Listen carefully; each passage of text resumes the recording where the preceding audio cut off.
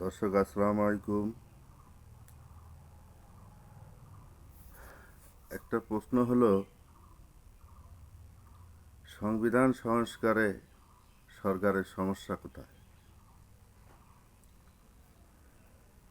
সংবিধান সংস্কারে শপথ নিতে আপনাদের সমস্যা কোথায়?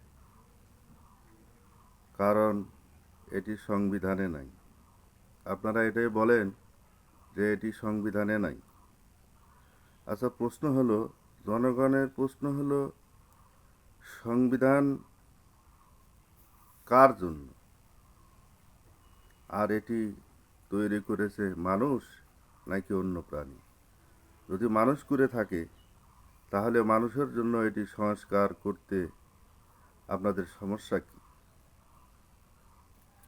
নাকি সংবিধান সংস্কার করলে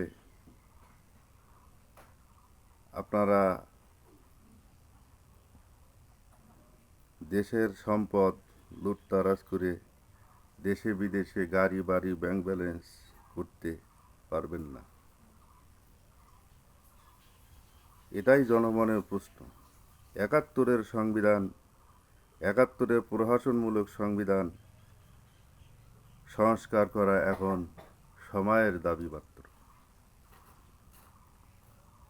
দর্শক, একাত্তরে যে সংবিধান তৈরি হয়েছিল, সেই সময় দেশের পরিবেশ পরিস্থিতি সমস্যা এক ধরনের ছিল, আর আজকে ৫৪ বছর পরে বাংলাদেশের পরিবেশ পরিস্থিতির সমস্যা অন্য ধরনের।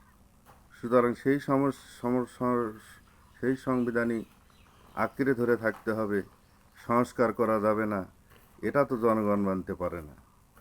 দেশের ৬৮% মানুষ সংবিধান সংস্কারের পক্ষে রায় দিয়েছে, আর আপনারা গুটি কয়েকটা মানুষ সংবিধান সংস্কার করতে রাজি নন। এজন্য আপনাদের জনপ্রিয়তা কোন পর্যায়ে গিয়ে দাঁড়াবে, ভবিষ্যতে আপনাদের শাসন ব্যবস্থার কী অবস্থা দাঁড় করাবে, সেটা একবার চিন্তা করে দেখুন, তারপরে সিদ্ধান্ত নিন।